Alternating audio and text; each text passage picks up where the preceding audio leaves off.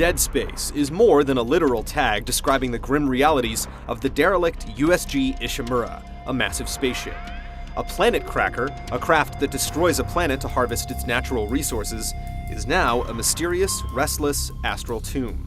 Deadspace is also the physiological term for the air we breathe that doesn't convert into oxygen or carbon dioxide. It just comes in and is exhaled as is, stale and inert, but still potently catalytic. This is where the necromorphs come in, the crew transformed into undead shambling nightmares. They may be breathing, but surely they're not alive.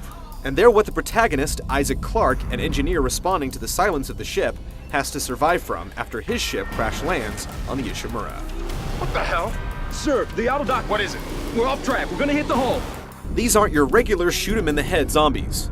Early on, through sprawled graffiti and scattered diaries, it becomes apparent those meaty torsos and proboscis-like craniums make nice but potentially ammo-wasting targets.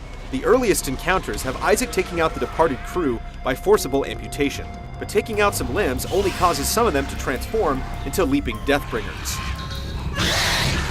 EA's marketing team likes to call it strategic dismemberment, but buzzwords aside, it's interesting to unlearn the headshot.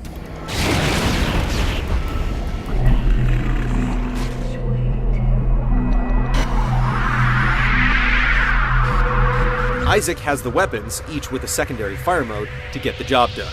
He starts off with a plasma cutter, but he can buy more guns and health packs from the various shop terminals around the ship.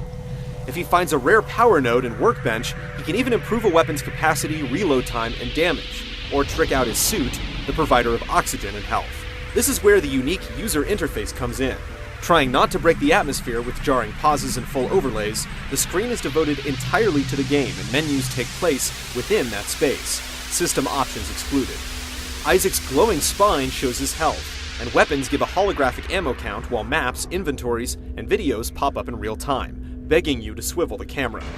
Oxygen levels are falling. Something's poisoning hydroponics air production, and whatever it is, it's filling the deck up with that organic stuff. Location help is available by clicking down on the right stick, letting Isaac use the ship's mapping system to show him the way without breaking the ambiance.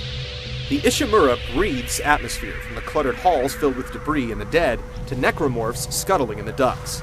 Sound is used effectively to track these rustlings, making you wonder if the next one will proceed a strike.